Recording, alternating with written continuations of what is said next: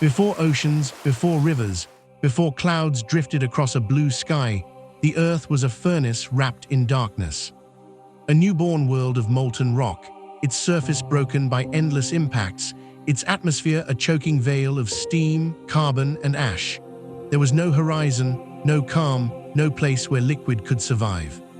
Fire ruled alone, yet hidden inside that chaos, inside cooling minerals no larger than grains of sand, a record was being written. Tiny zircon crystals formed within the first solid rocks, and locked inside them was a chemical memory, a signature that could only exist if liquid water had already touched the surface of the Earth.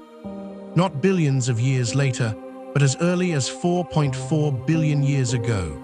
This means the planet did not remain a permanent ocean of magma as once imagined. Parts of the crust cooled faster than expected, temperatures dropped below the boiling point of water in some regions, and the sky, once a superheated blanket of vapor, began to change. From the deep interior, volcanoes exhaled endlessly, releasing hydrogen, oxygen, and steam into the atmosphere. Some of that water had been trapped inside minerals since the planet formed. Some may have arrived from the cold outer solar system, carried by water-rich asteroids and ancient comets. Heaven and Earth were both contributing to the same future ocean. At first, water could not fall as rain. The air was too hot, the ground too molten. Any condensation vanished instantly in violent bursts of steam. But over millions of years, as the bombardment slowed and the crust thickened, the balance shifted. The atmosphere grew dense with vapor, the heat began to escape into space, and for the first time, true clouds formed above the burning planet. Then came the rain. Not a storm as we know it, but an age of rain. It fell for thousands, perhaps millions of years, hissing against hot stone, rising again as vapor, condensing again in a relentless cycle. The sound of it would have been the first weather the Earth ever knew, a continuous roar of water meeting fire. Most of it never stayed. Each drop that touched molten rock flashed back into steam. But eventually, somewhere on a cooling surface, in a microscopic hollow between newly formed crystals, one drop remained. That single survivor changed the destiny of a planet. Where water touched solid rock and did not vanish, chemistry began to slow. Minerals dissolved, elements moved, the first primitive sediments formed. Water softened the crust, allowing it to fracture, sink, and recycle, processes that would one day build continents and shape the face of the Earth. Above, the young sun shone faintly through a thick haze. Its light touched liquid water for the first time, and the planet produced its first reflection, a dim, trembling mirror in a hostile world. These early waters were not yet oceans. They were scattered pools, short-lived lakes, steaming basins surrounded by volcanic islands that rose and vanished.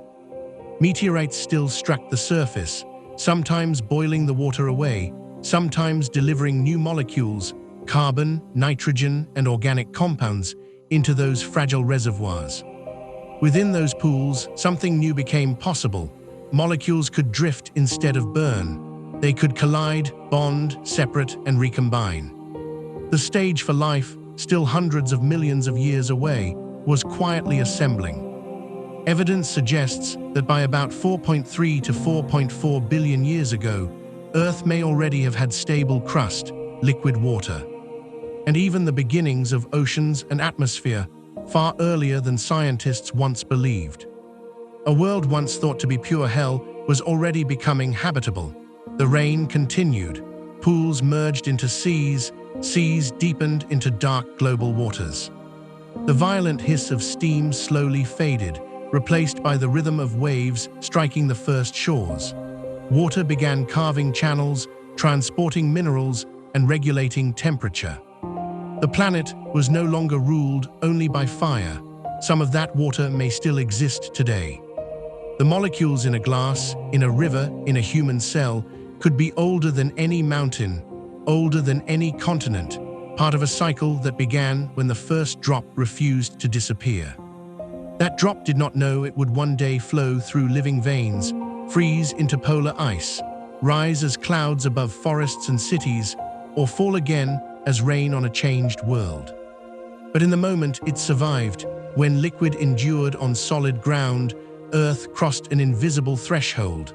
A molten planet began its transformation into a blue one. And every ocean that followed, every storm, every tear, is an echo of that first impossible drop falling through a sky of fire and choosing to remain.